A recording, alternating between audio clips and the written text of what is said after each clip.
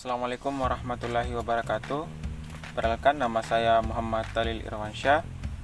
Nomor induk mahasiswa 1925 04 1010. Jurusan Pendidikan Teknik Elektronika, Fakultas Teknik Universitas Negeri Makassar. Nah, pada kesempatan kali ini saya akan mempresentasikan materi tentang belajar dan pembelajaran.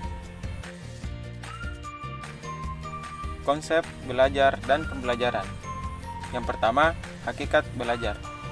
Belajar yaitu suatu kegiatan di mana seseorang membuat atau menghasilkan sesuatu yang baru, baik dari segi afektif, kognitif, maupun psikomotor. Yang kedua, hakikat pembelajaran. Pembelajaran yaitu suatu kegiatan yang dilakukan agar proses belajar dapat berjalan secara efektif dan efisien. Jenis-jenis belajar. Jenis-jenis belajar terbagi atas 11.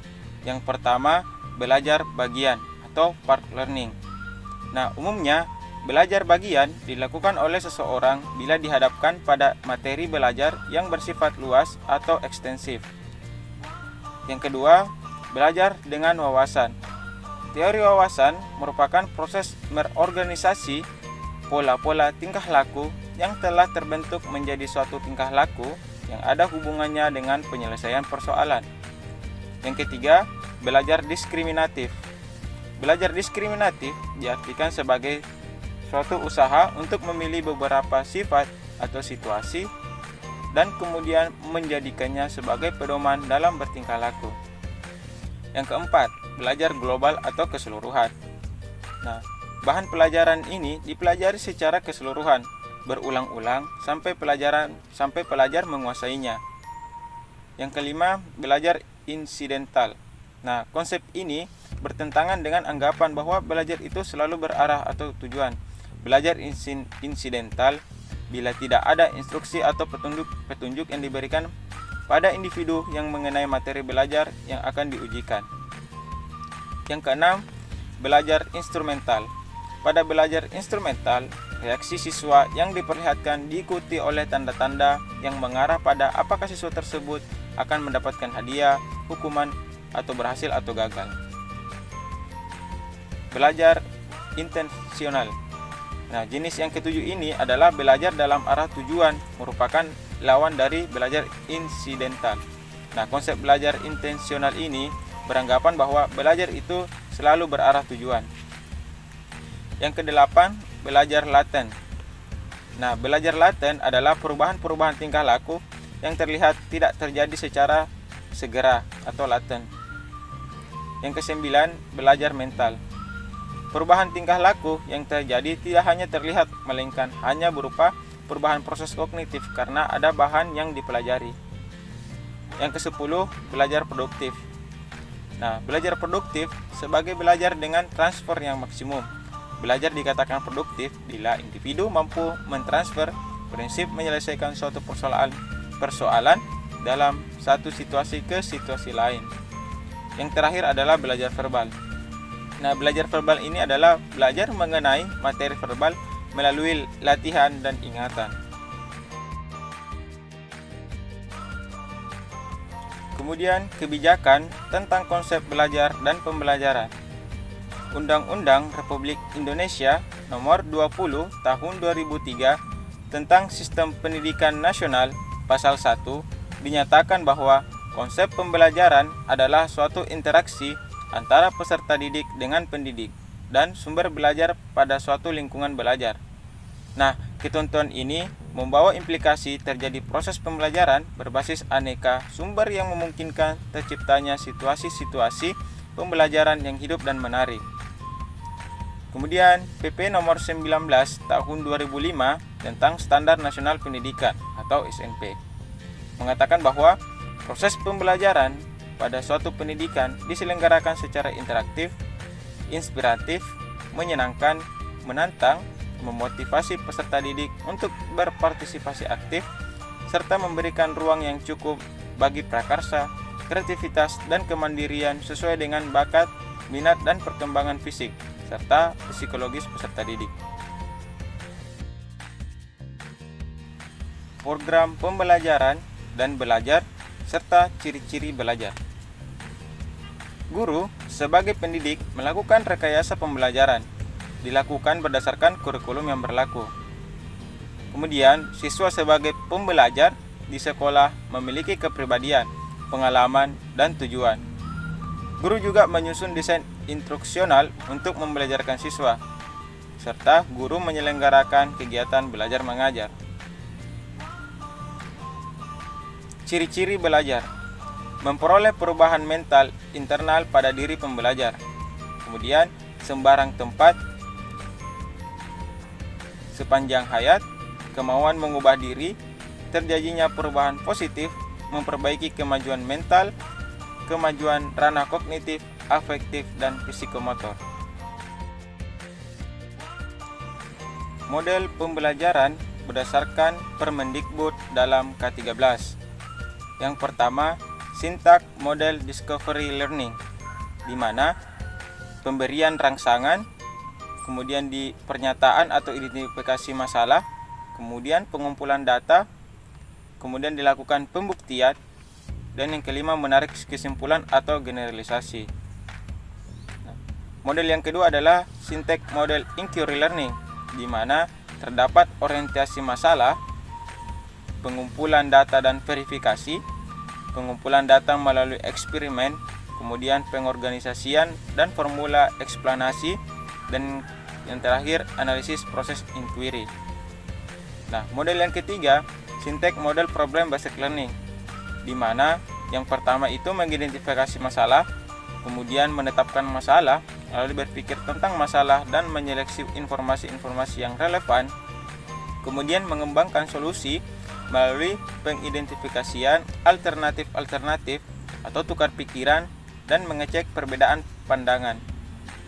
Nah, kemudian melakukan tindakan strategis, dan yang terakhir melihat ulang dan mengevaluasi pengaruh-pengaruh dari solusi yang dilakukan.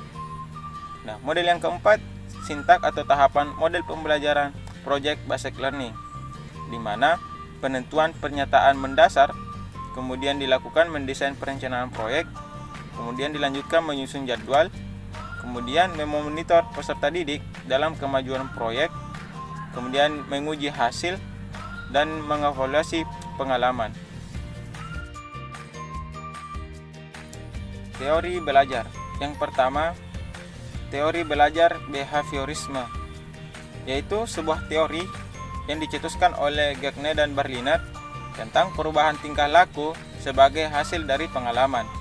Nah, aliran ini menekankan pada terbentuknya perilaku yang tampak sebagai hasil belajar. Jadi munculnya perilaku akan semakin kuat bila diberikan penguatan dan akan menghilang bila dikenai hukuman.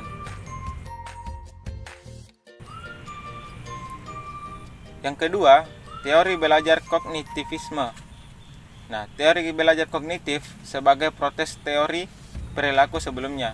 Nah, model ini memiliki perspektif bahwa para peserta didik memproses informasi dan pelajaran melalui upayanya mengorganisir, menyimpan, dan kemudian menemukan hubungan antara pengetahuan yang baru dengan pengetahuan yang telah ada.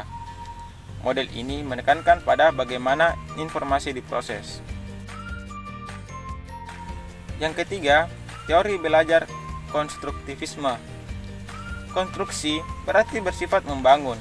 Dalam konteks filsafat pendidikan, konstruktivisme merupakan landasan berpikir atau filosofi pembelajaran konstekstual, yakni bahwa pengetahuan dibangun oleh manusia sedikit demi sedikit, yang hasilnya diperluas melalui konteks yang terbatas dan tidak sekonyong-konyong. Nah, pengetahuan bukanlah seperangkat fakta-fakta, konsep, atau kaidah yang siap untuk diambil dan diingat. Prinsip-prinsip pembelajaran, di mana terdiri atas 7. Yang pertama, perhatian dan motivasi.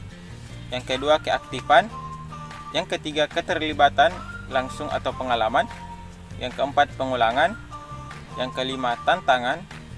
Yang keenam, balikan dan penguatan. Yang ketujuh, perbedaan individual. Yang pertama, perhatian dan motivasi. Dalam proses pembelajaran, Perhatian merupakan faktor yang besar pengaruhnya. Kalau peserta didik mempunyai perhatian yang besar mengenai apa yang dipelajari, peserta didik dapat menerima dan memilih stimuli yang relevan untuk diproses lebih lanjut di antara sekian banyak yang datang dari luar.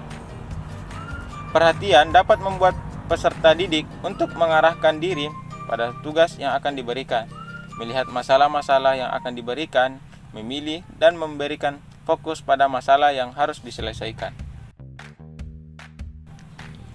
Yang kedua, keaktifan. John Dewey mengemukakan bahwa belajar adalah menyangkut apa yang harus dikerjakan siswa untuk dirinya sendiri. Maka inisiatif harus datang dari dirinya sendiri. Guru hanya sebagai pembimbing dan pengarah. Menurut teori kognitif, belajar menunjukkan adanya jiwa yang aktif. Jiwa mengolah informasi yang kita terima, tidak hanya menyimpan saja tanpa mengadakan transformasi.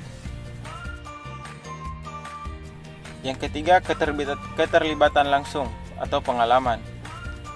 Belajar haruslah dilakukan sendiri oleh siswa. Belajar adalah mengalami dan tidak dapat dilimpahkan pada orang lain. Dalam belajar efektif adalah melalui pengalaman langsung. Siswa tidak hanya mengamati, tetapi ia harus menghayati, terlibat langsung dalam perbuatan dan bertanggung jawab terhadap hasilnya. Yang keempat, pengulangan. Dalam proses belajar, semakin sering materi pelajaran diulangi, maka semakin ingat dan melekat pelajaran itu dalam diri seseorang. Mengulang besar pengaruhnya dalam belajar, karena dengan adanya pengulangan, bahan yang belum begitu dikuasai serta mudah terlupakan akan tetap tertanam dalam otak seseorang. Yang kelima, tantangan. Menurut teori ini, belajar adalah berusaha mengatasi hambatan-hambatan untuk mencapai tujuan, agar pada diri anak timbul motif yang kuat untuk mengatasi hambatan dengan baik. Maka bahan pelajaran harus menantang. Tantangan yang dihadapi membuat siswa bersemangat untuk mengatasinya, serta bahan pelajaran yang baru yang banyak mengandung masalah yang perlu dipecahkan membuat siswa tertantang untuk mempelajarinya. Yang keenam, balikan dan penguatan. Siswa akan belajar lebih semangat apabila mengetahui dan mendapat hasil yang baik. Apabila hasilnya baik, akan menjadi balikan yang menyenangkan dan berpengaruh baik bagi usaha belajar selanjutnya. Namun, dorongan belajar itu tidak saja dari penguatan yang menyenangkan, tetapi juga yang menyenangkan yang tidak menyenangkan, atau adanya penguatan positif maupun negatif dapat memperkuat belajar. Yang ketujuh, perbedaan individual. Perbedaan individual ini berpengaruh pada cara dan hasil belajar siswa. Karenanya, perbedaan individu perlu diperhatikan oleh guru dalam upaya pembelajaran. Sistem pendidikan klasik kurang memperhatikan masalah perbedaan individual. Umumnya, pelaksanaan pembelajaran di kelas dengan melihat siswa sebagai individual dengan kemampuan rata-rata, kebiasaan yang kurang lebih sama, demikian pula dengan pengetahuannya. Pembelajaran kooperatif.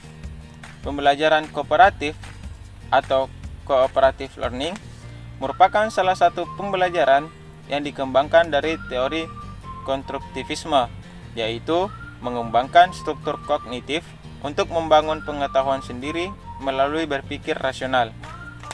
Pembelajaran kooperatif merupakan istilah umum untuk sekumpulan strategi pengajaran yang dirancang untuk melatih peserta didik bekerja sama dalam kelompok dan berinteraksi antar anggota kelompok. Tujuan pembelajaran kooperatif setidak-tidaknya meliputi 3 tujuan pembelajaran, yaitu hasil belajar akademik, penerimaan terhadap keragaman, dan pengembangan keterampilan sosial. Strategi pembelajaran kooperatif. Pengertian pembelajaran kooperatif. Pembelajaran kooperatif secara etimologi mempunyai arti belajar bersama antara 2 orang atau lebih, sedangkan CL atau cooperative learning dalam artian yang lebih luas memiliki definisi yang antara lain adalah belajar bersama yang melibatkan antara 4-5 orang yang bekerja sama menuju kelompok kerja di mana tiap anggota bertanggung jawab secara individu sebagai bagian dari hasil yang tak akan bisa dicapai tanpa adanya kerjasama antar kelompok. Dengan kata lain, anggota kelompok saling bergantung secara positif. Ciri-ciri pembelajaran kooperatif yaitu ada 4. Yang pertama, peserta didik bekerja dalam kelompok secara kooperatif untuk menuntaskan materi belajarnya. Yang kedua, kelompok dibentuk dari peserta didik yang memiliki kemampuan tinggi, sedang, dan rendah. Yang ketiga, bila mana mungkin, anggota kelompok berasal dari ras, budaya, suku, jenis kelamin berbeda-beda, serta mereka yang berkebutuhan khusus. Yang keempat, penghargaan lebih berorientasi kelompok ketimbang individu. Tujuan pembelajaran kooperatif. Yang pertama, hasil belajar akademik. Pembelajaran kooperatif bertujuan untuk meningkatkan kinerja peserta didik dalam tugas-tugas akademik. Banyak ahli berpendapat bahwa model ini unggul dalam membantu peserta didik memahami konsep yang sulit. Yang kedua, penerimaan terhadap perbedaan individu. Efek penting yang kedua adalah penerimaan yang luas terhadap orang yang berbeda menurut ras, budaya, kelas sosial, kemampuan, dan ketidakmampuan.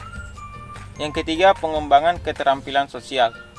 Model pembelajaran kooperatif bertujuan mengajarkan kepada peserta didik keterampilan bekerja sama dan kolaborasi. Prinsip pembelajaran kooperatif. Terdapat 4 prinsip dasar pembelajaran kooperatif. Yang pertama, prinsip ketergantungan positif.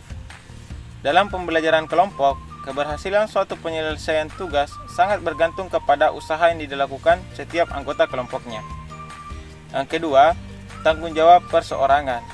Prinsip ini merupakan konsekuensi dari prinsip yang pertama, karena keberhasilan kelompok tergantung pada setiap anggotanya. Maka setiap anggota kelompok harus memiliki tanggung jawab sesuai dengan tugasnya. Yang ketiga, interaksi atau tatap muka antar anggota kelompok. Pembelajaran kooperatif memberi ruang dan kesempatan yang luas kepada setiap anggota. Karena anggota kelompok untuk bertatap muka saling memberikan informasi dan saling membelajarkan. Interaksi tatap muka akan memberikan pengalaman yang berharga kepada setiap anggota kelompok untuk bekerja sama, menghargai setiap perbedaan, memanfaatkan kelebihan masing-masing anggota, dan mengisi kekurangan masing-masing anggota. Yang keempat, partisipasi dan komunikasi. Pembelajaran kooperatif melatih peserta didik untuk dapat mampu berpartisipasi aktif dan berkomunikasi. Kemampuan ini sangat penting sebagai bekal mereka dalam kehidupan di masyarakat kelak.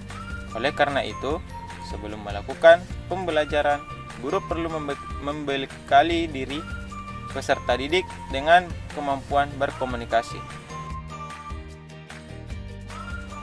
Prosedur strategi pembelajaran kooperatif. Yang pertama, menetapkan tujuan pembelajaran, aktivitas, dan penghargaan. Yang kedua, komposisi kelompok. Yang ketiga, kerjasama yang efektif. Yang keempat, perilaku yang dapat diterima dan tidak dapat diterima. Yang kelima, periode percobaan dan umpan balik. Yang keenam, bantuan dari guru kepada peserta didik. Dan yang ketujuh, melakukan evaluasi. Kemudian, teknik membuat kelompok. Nah, teknik pengelompokan ini yang pertama itu adalah random. Bagaimana kelompok secara acak dengan menggunakan cara hitung atau daftar kehadiran. Nah, kapan digunakan? Pengelompokan acak bisa digunakan saat guru bermaksud mengelompokkan peserta didik dalam jumlah anggota yang sama dan baik. Juga digunakan kepada peserta didik yang belum saling mengenal, dan pengelompokan dicoba agar mereka mengenal satu dengan yang lainnya. Kemudian, prestasi. Caranya, gunakan kelompok berbasis prestasi jika guru bermaksud mengetahui tingkat pengetahuan peserta didik. Caranya, ketika pembelajaran membutuhkan materi dengan pemahaman yang instruksional seperti mengerjakan satu proyek tertentu yang membutuhkan kerjasama antar kelompok, maka kelompok dengan prestasi yang lebih tinggi dapat diberi beban bekerja yang lebih tinggi pula. Kemudian sosial atau korporatif. Nah, kelompok ini yaitu peserta didik sesuai dengan keterampilan sosial yang spesifik, pemimpin, pengikut, heterogen yang masing-masing memiliki keahlian yang berbeda. Nah, pengelompokan berbasis keterampilan sosial jika pembelajaran berfungsi dan memberikan peran-peran yang berbeda. Pada peserta didik belajar peran yang berbeda satu sama yang lain dan bekerja sama untuk menyelesaikan tugas kelompok. Nah, kemudian kesukaan. Nah, pembagian kelompok berdasarkan minat peserta didik. Ditugaskan peserta didik untuk membentuk kelompok sesuai dengan minat dari materi yang diberikan. Nah, minat peserta didik dapat memotivasi kekuatan utama untuk belajar tentang topik tertentu yang ada dalam materi ajar. Kemudian kelompok tugas. Nah, kelompok pengelompokan peserta didik berdasarkan tugas yang diberikan. Berikan tugas tertentu dan kelompokkan peserta didik berdasarkan penyelesaian atas hasil tugas yang diberikan. Nah, keberhasilan peserta didik dari tugas yang diberikan memungkinkan peserta didik termotivasi dengan merasa bahwa mereka memiliki modalitas terkuat dari pemahaman mereka. Kemudian kelompok hobi atau pengetahuan peserta didik atas objek tertentu.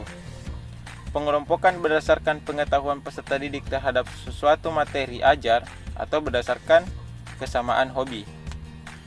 Jadi jika guru hendak melihat peserta didik dalam kelompok saling berbagi informasi satu dengan yang lainnya, maka kelompokkan peserta didik berdasarkan hobi dan pengetahuan mereka atas hobi tertentu. Kemudian kelompok keterampilan strategi. Nah, pengelompokan peserta didik yang kurang dalam keterampilan tertentu atau strategi tertentu. Caranya lakukan pengelompokan semacam ini jika guru hendak mengajarkan keterampilan atau strategi tertentu yang dibutuhkan oleh peserta didik. Kemudian yang terakhir, pilihan peserta didik. Nah, kelompok ini yaitu peserta didik diperbolehkan untuk mengelompokkan sendiri sesuai dengan karakteristik yang mereka inginkan. Jadi pilihan pengelompokan ini diberikan ketika peserta didik hendak diberikan kesempatan memimpin dan berkompetisi satu dengan yang lainnya. Konsep pembelajaran berbasis kontekstual atau CTL. Nah, pembelajaran kontekstual merupakan konsep belajar yang dapat membantu guru mengaitkan antara materi yang diajarkannya dengan situasi dunia nyata peserta didik dan dapat mendorong peserta didik membuat hubungan antara pengetahuan yang dimilikinya dengan penerapannya dalam kehidupan mereka sebagai anggota keluarga dan masyarakat. Karakteristik pembelajaran kontekstual. Yang pertama, melakukan hubungan yang bermakna. Peserta didik dapat mengatur diri sendiri sebagai orang yang belajar secara aktif dalam mengembangkan minatnya secara individual, orang yang dapat bekerja sendiri atau bekerja dalam kelompok, dan orang yang dapat belajar sambil berbuat. Yang kedua, melakukan kegiatan-kegiatan yang signifikan. Peserta didik membuat hubungan-hubungan antara madrasah dan berbagai konteks yang ada dalam kehidupan nyata sebagai pelaku bisnis dan sebagai anggota masyarakat. Yang ketiga, belajar yang diatur sendiri. Peserta didik melakukan pekerjaan yang signifikan, ada tujuannya, ada urusannya dengan orang lain, ada hubungannya dengan penentuan pilihan, dan ada produknya atau hasil yang sifatnya nyata. Yang keempat, bekerja sama. Peserta didik dapat bekerja sama. Guru membantu peserta didik bekerja secara efektif dalam kelompok, membantu mereka memahami bagaimana mereka saling mempengaruhi dan saling berkomunikasi. Yang kelima, berpikir kritis dan kreatif. Peserta didik dapat menggunakan tingkat berpikir yang lebih tinggi secara kritis dan kreatif, dapat menganalisis, membuat sintesis, memecahkan masalah, membuat keputusan dan menggunakan logika dan bukti-bukti. Keenam, mengasuh atau memelihara pribadi peserta didik. Peserta didik memelihara pribadinya, yaitu mengetahui, memberi perhatian, memiliki harapan-harapan yang tinggi, memotivasi, dan memperkuat diri sendiri. Peserta didik tidak dapat berhasil tanpa dukungan orang dewasa. Peserta didik menghormati temannya dan juga orang dewasa. Yang terakhir, yaitu yang ketujuh, mencapai standar yang tinggi. Peserta didik mengenal dan mencapai standar yang tinggi, mengidentifikasi tujuan dan motivasi peserta didik untuk mencapainya. Guru memperlihatkan kepada peserta didik. Kemudian, fokus pembelajaran konstekstual. 1. Belajar berbasis masalah atau problem-based learning, yaitu suatu pendekatan pengajaran yang menggunakan masalah dunia nyata sebagai satu konteks bagi peserta didik untuk belajar tentang berpikir kritis dan keterampilan pemecahan masalah, serta untuk memperoleh pengetahuan dan konsep yang esensi dari materi pelajaran. Yang kedua, pengajaran autentik atau authentic instruction, yaitu pendekatan pengajaran yang memperkenankan peserta didik untuk mempelajari konteks bermakna. Yang ketiga, belajar berbasis inquiry atau inquiry based learning, yang membutuhkan strategi pengajaran yang mengikuti metodologi sains dan menyediakan kesempatan untuk pembelajaran bermakna. Yang keempat, belajar berbasis proyek atau tugas proyek based learning, yang membutuhkan suatu pendekatan pengajaran komprehensif di mana lingkungan belajar peserta didik didesain agar peserta didik dapat melakukan penyelidikan terhadap masalah autentik, termasuk pendalaman materi dari suatu topik mata pelajaran dan melaksanakan tugas bermakna lainnya.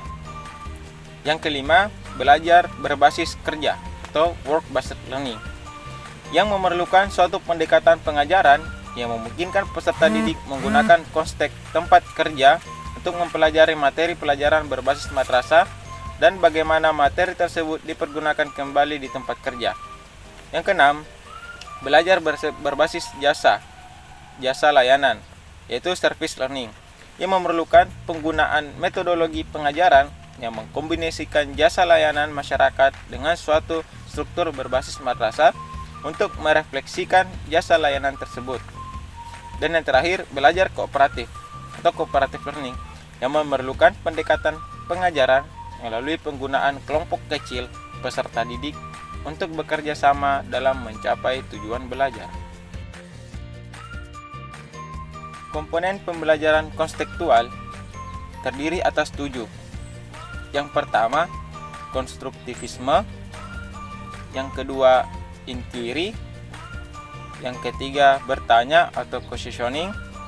Yang keempat, masyarakat belajar atau learning community. Yang kelima, pemodelan atau modeling.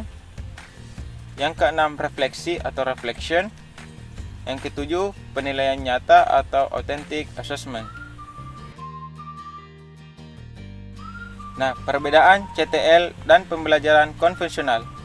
Adapun perbedaan CTL dengan pembelajaran konvensional, yang pertama, jika CTL peserta didik sebagai subjek belajar, sedangkan pembelajaran konvensional peserta didik sebagai objek belajar. Pada CTL, peserta didik belajar melalui kegiatan kelompok, sedangkan pembelajaran konvensional peserta didik lebih banyak belajar secara individu. Yang ketiga, pada CTL pembelajaran dikaitkan dengan kehidupan nyata, sedangkan pembelajaran konvensional pembelajaran bersifat teoritis dan abstrak. Yang keempat, kemampuan didasarkan atas pengalaman, sedangkan kemampuan diperoleh dari latihan. Yang kelima, pada CTL tujuan akhir kepuasan diri, sedangkan pada konvensional tujuan akhir nilai atau angka. Nah, yang keenam, perilaku dibangun atas kesadaran, sedangkan konvensional perilaku dibangun oleh faktor dari luar. Yang ketujuh, peserta pengetahuan yang dimiliki individu berkembang sesuai dengan pengalaman yang dialaminya, sedangkan pada konvensional pengetahuan yang dimiliki bersifat absolut dan final, tidak mungkin berkembang. Yang kedelapan, peserta didik bertanggung jawab dalam memonitor dan mengembangkan pembelajaran. Dalam pembelajaran konvensional, guru penentu jalannya proses pembelajaran. Yang kesembilan, pembelajaran bisa terjadi di mana saja. Dalam konteks pembelajaran konvensional, pembelajaran terjadi hanya di dalam kelas. 10. Dalam CTL, keberhasilan pembelajaran dapat diukur dengan berbagai cara. Sedangkan pembelajaran konvensional, keberhasilan pembelajaran hanya bisa diukur dengan tes. Nah, itulah tadi pembahasan materi tentang belajar dan pembelajaran. Semoga apa yang saya paparkan tadi dapat diterima dan dapat dipahami.